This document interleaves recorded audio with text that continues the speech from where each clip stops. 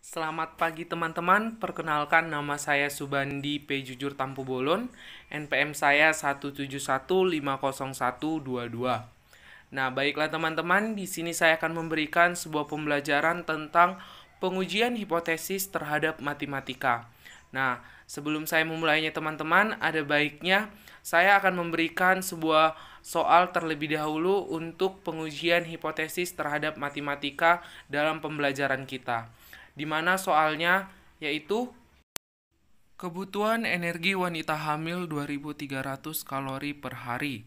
Hasil survei di Kecamatan Pringgasela terhadap 20 wanita hamil, rata-rata konsumsinya 2.225 kilokalori dengan simpangan baku 150 kilokalori. Di mana pertanyaannya, apakah konsumsi energi wanita hamil di Pringgasela tersebut lebih rendah dari kebutuhan standar? Ujilah pada alfa 5% dan 1%. Nah, teman-teman, untuk menyelesaikan soal tersebut dalam pengujian hipotesis, kita akan menggunakan 8 langkah pembelajarannya atau 8 step untuk penyelesaian soal tersebut. Yaitu yang pertama itu kita akan menganalisis soal terlebih dahulu. Dan yang kedua, kita akan melakukan parameter atau statistik diketahui. Dan yang ketiga, hipotesis. Dan yang keempat, daerah penolakan H0 atau gambar kurva. Dan yang kelima, rumus. Dan yang keenam itu tentang perhitungan. Dan yang ketujuh itu kesimpulan statistik. Dan yang kedelapan yaitu kesimpulan logis. Nah, inilah langkah pembelajarannya untuk pengujian hipotesis. Nah, kita langsungkan saja untuk penyelesaian soalnya. Yang pertama, kita akan menggunakan analisis soal terlebih dahulu. Yang pertama, kita akan menggunakan langkah pertama yaitu analisis soal.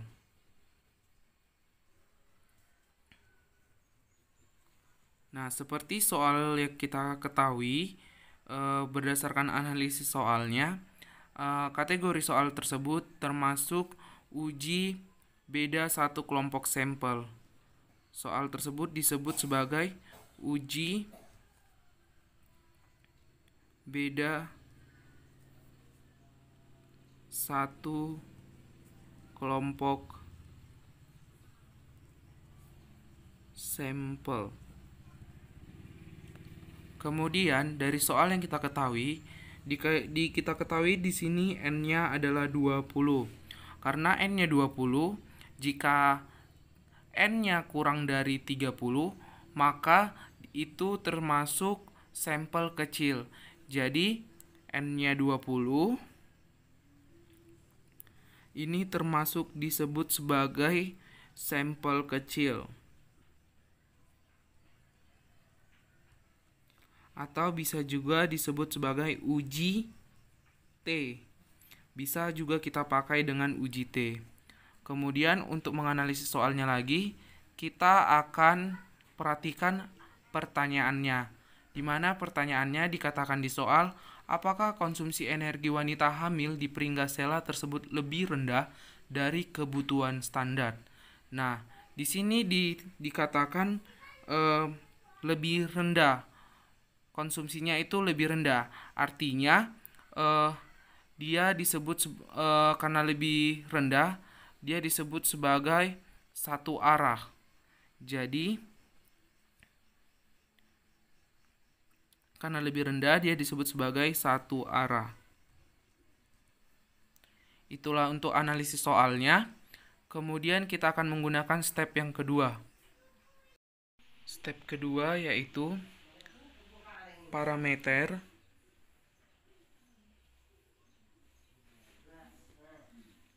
atau statistik yang diketahui. Nah, step yang kedua kita akan menentukan parameter statistik yang diketahui. Nah, di soal dikatakan kebutuhan energi wanita hamil, di mana disebut sebagai mu besar. Jadi mu Niu-nya sama dengan 2300 kilokalori. Seperti soal yang diketahui tadi, energi untuk ibu hamil yaitu 2300 kilokalori. Jadi niu-nya atau rata-rata populasinya yaitu 2300 kilokalori. Kemudian untuk X-nya, kita ketahui di soal X-nya itu adalah 2225. Ini 2225.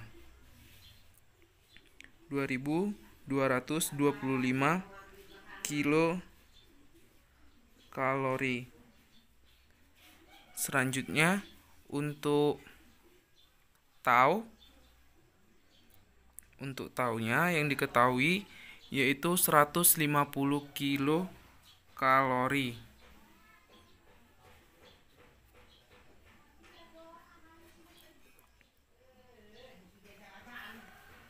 Kemudian alpanya seperti yang kita ketahui, diketahui di situ alpanya yang pertama yaitu 5%. Dan alfa yang kedua yaitu sebesar 1%. Nah, dan kemudian N-nya juga kita ketahui, N-nya sama dengan 20. Seperti yang di soal kita ketahui, ini N-nya yaitu 20 ya. Jadi N-nya 20 wanita hamil, oke? Kemudian untuk menentukan parameter statistik yang kita ketahui, kita akan menentukan nilai alpanya, alfa dari 5% dan alfa si 1%-nya. Dimana untuk menentukan alfa 5% dan alfa 1%, kita akan menggunakan rumus uji T, dimana rumusnya yaitu N dikurang 1. Jadi untuk menentukan alfa 5%, maka kita gunakan uji T, dimana rumusnya yaitu N dikurang 1. Kan jika kita ubah ke bentuk uji sebaran T atau uji T, maka alfa 5% sama dengan itu 0,05. Sama dengan berdasarkan rumusnya yang kita gunakan yaitu rumus uji T, berarti kan N-nya tadi kita ketahui 20, jadi 20 dikurang 1 sama dengan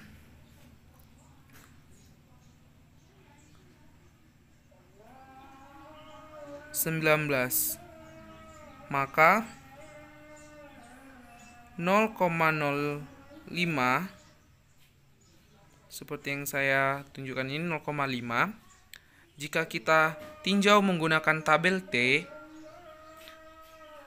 atau tabel uji T, maka hasil untuk 0,05 yaitu sama dengan 1,72.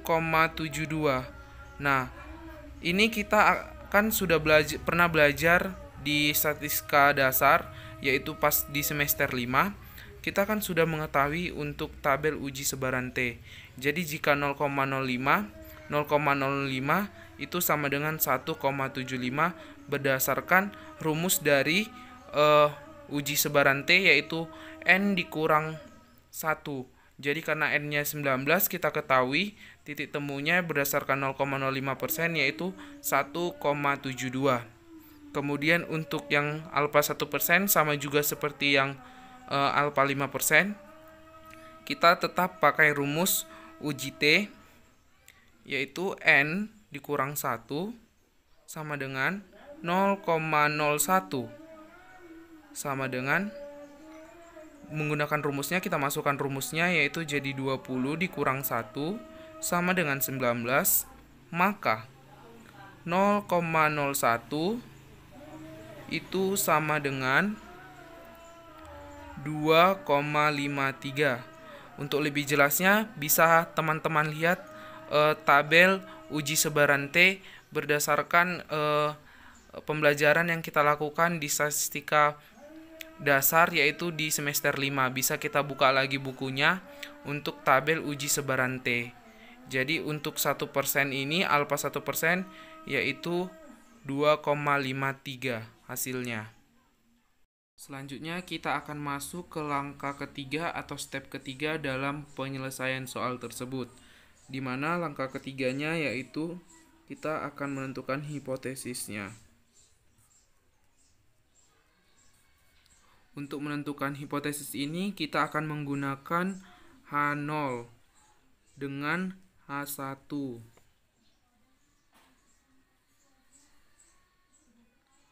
Kenapa kita menggunakan H0 dengan H1? Karena ini probabilitas, jadi kita pakai P. Nah, dimana seperti yang kita ketahui tadi, rata-rata populasinya atau besarnya yaitu 2300 kilokalori. Jadi, untuk H1-nya, P lebih kecil dari 2300. Kemudian untuk H0 itu lawan dari si H1. Jadi P lebih besar 2300. Oh iya, dan juga jangan lupa pakai tanda sama dengannya. Jadi H0 itu sama dengan P lebih besar sama dengan 2300 dan H1-nya P lebih kecil dari 2300. Itulah untuk langkah ketiga, yaitu hipotesisnya. Selanjutnya kita masuk ke langkah keempat. Teman-teman, di mana langkah keempatnya yaitu kita akan menggunakan langkah daerah penolakan. Daerah penolakan H0 atau gambar kurva. Jadi untuk menentukan daerah penolakan H0, kita akan menggambarkan kurvanya. Jadi kita tuliskan di sini kurvanya, yaitu dengan alfa dari 5% dan alfa 1%. Nah, kita ketahui kan ada dua alfanya, jadi kita akan menggambarkan kurvanya. Yang pertama untuk kurva 5%. Untuk kurva yang 5%, gambarnya seperti ini.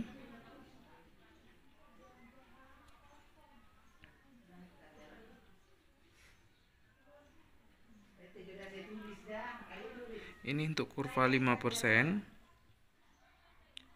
di mana jadi di sini ini nilai untuk nolnya, jadi nolnya di sini. Maka untuk alfa 5%, seperti yang kita ketahui tadi di parameter, di mana alfa 5% itu jika pakai uji T yaitu hasilnya 1,72. Jadi alfa 5% dia itu 1,72. Jadi karena alfa dari 5% itu 1,72, jadi dia lebih rendah. Jadi dia arahnya itu ke sebelah kiri. Jadi kira-kira arah untuk gambar kurva 5% ini arahnya itu di sebelah sini. Jadi untuk 5% itu dengan uji sebaran T-nya 1,72 itu menjadi di sini. Jadi dia minus. Jadi minus 1,72. Jadi untuk daerah penolakannya itu di sini. Untuk 5%. Begitu juga dengan untuk menentukan kurva dari si 1%. Kita gambarkan kurva untuk 1% seperti ini.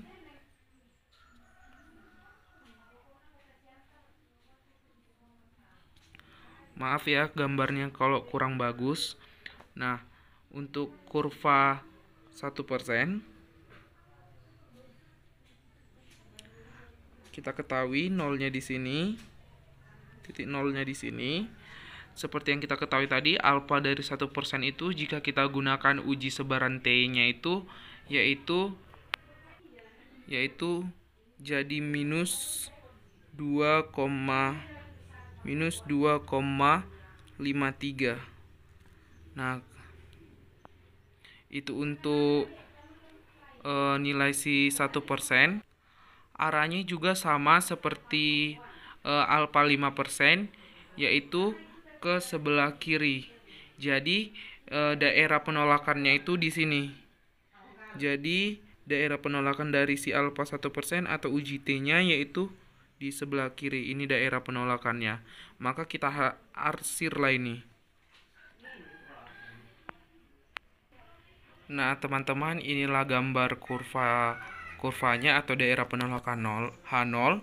Jadi, sekarang kita akan memberikan syarat untuk kedua kurva tersebut, di mana syarat untuk kurva yang pertama atau alfa 5% yaitu H0 ditolak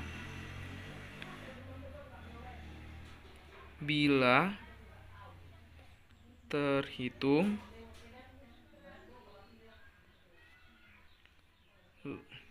lebih kecil dari minus 1,72. Jadi untuk syarat dari gambar kurva 5% atau alfa 5 atau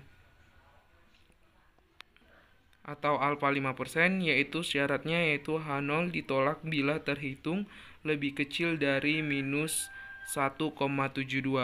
Selanjutnya untuk syarat yang gambar kurva kedua yaitu alfa 1% yaitu H0 ditolak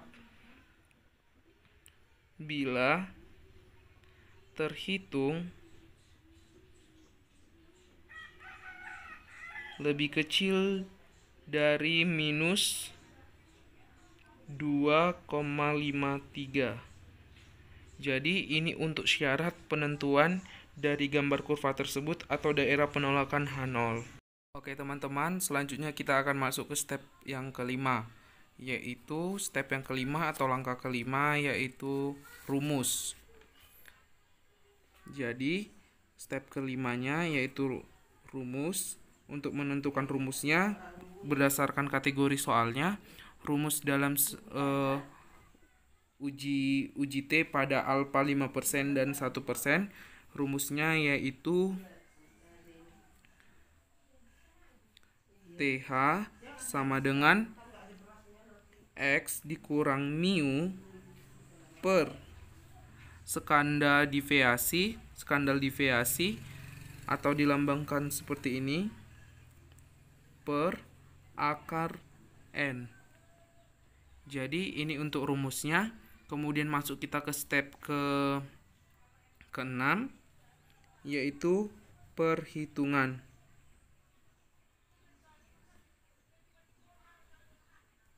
Nah, kita masuk ke perhitungan berdasarkan rumus yang kita dapat yaitu step kelima, di mana rumus dalam perhitungannya yaitu TH sama dengan X dikurang mu per skandal deviasi per akar N.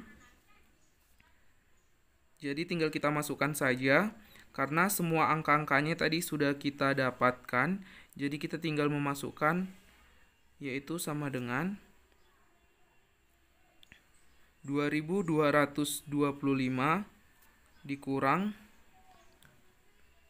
2300 per skandal deviasinya yaitu 150 per akar 20. Kemudian jadi sama dengan selanjutnya itu menjadi minus 75 per 150 per akar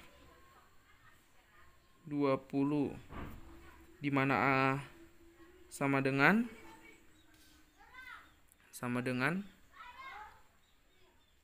min 75 per 150 akar 20 yaitu 4,5. 47. Jadi sama dengan hasilnya yaitu minus 2,23. Jadi untuk perhitungannya yaitu berdasarkan rumus yang kita gunakan yaitu hasilnya minus 2,23.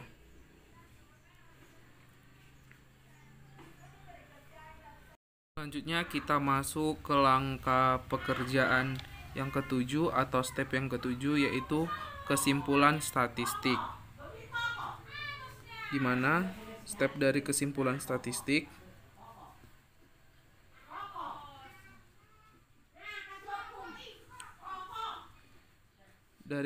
statistik kita akan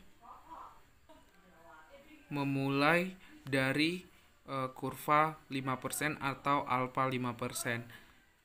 Di mana kurva 5% tadi seperti yang kita kerjakan tadi, kurvanya itu seperti ini.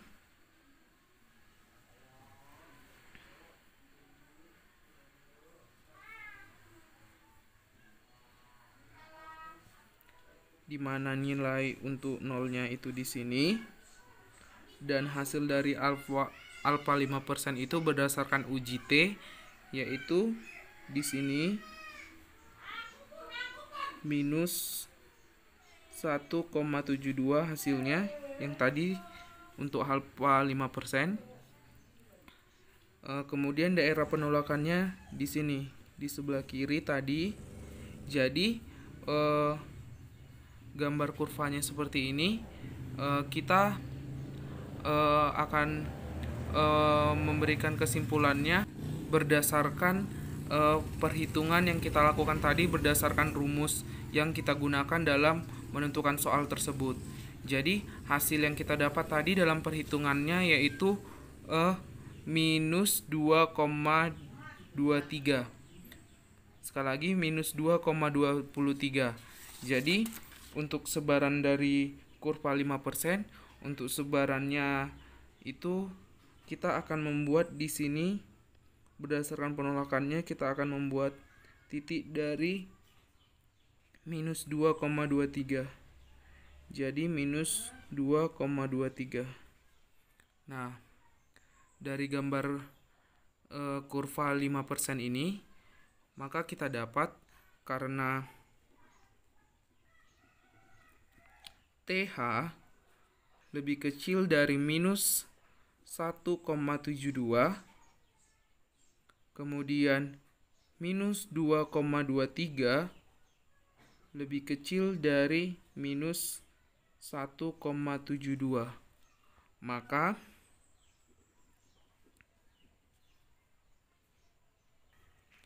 Maka seperti syarat dari daerah penolakan H0 tadi, bahwa untuk alfa 5%, H0 itu ditolak bila terhitung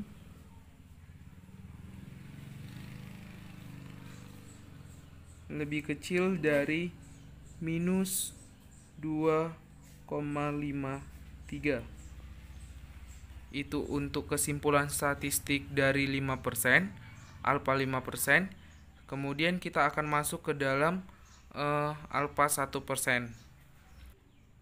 Maaf, ini bukan minus 2,53, tapi ini tadi berdasarkan kesimpulan atau syarat dari H0 penolakan itu minus 1,72.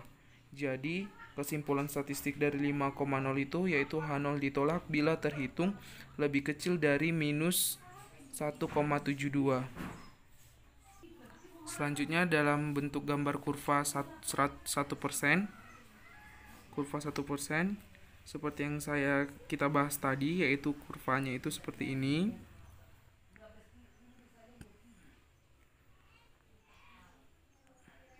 Di mana tadi titik nolnya itu di sini. Kemudian hasil uji T-nya itu di sebelah kiri, yaitu senilai 2 minus 2,53. Jadi daerah penolakan yang diarsip tadi di sebelah sini, Kemudian berdasarkan hasil yang kita dapat, untuk hasil perhitungan yang menggunakan rumus tadi, hasil perhitungan yang kita gunakan yaitu step yang ke-6, hasil perhitungan tadi itu sebesar 2 min 2,23. Jadi letaknya itu di sini karena lebih kecil dari min 2,53. Jadi hasilnya itu menjadi min 2,23. Jadi di sini titiknya dan berada tepat pada daerah arsir penolakannya. Jadi kesimpulan yang kita dapat, karena TH lebih kecil dari minus 2,53 dan minus 2,23 lebih kecil dari minus 2,53. Maka berdasarkan syarat yang kita lakukan tadi di dalam daerah penolakan H0 atau gambar kurva, maka syaratnya itu H0 ditolak untuk alfa 1%. Jadi inilah kesimpulan statistiknya. Selanjutnya kita akan masuk ke dalam step yang terakhir, yaitu yang ke-8. Di mana step yang ke-8 yaitu kesimpulan logis. Selanjutnya kita masuk ke langkah terakhir, yaitu kesimpulan logis.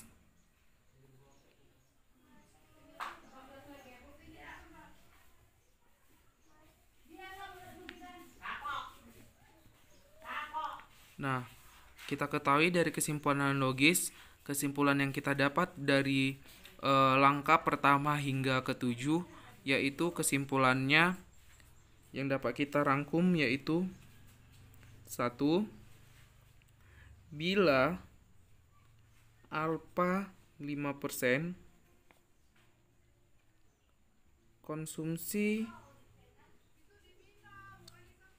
energi wanita hamil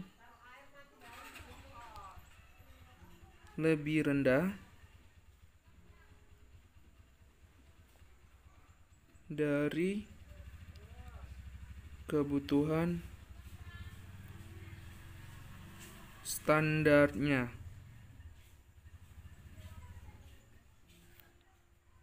Kemudian yang kedua, untuk alfa 1%, konsumsi energi wanita hamil tidak lebih rendah dari kebutuhan standarnya.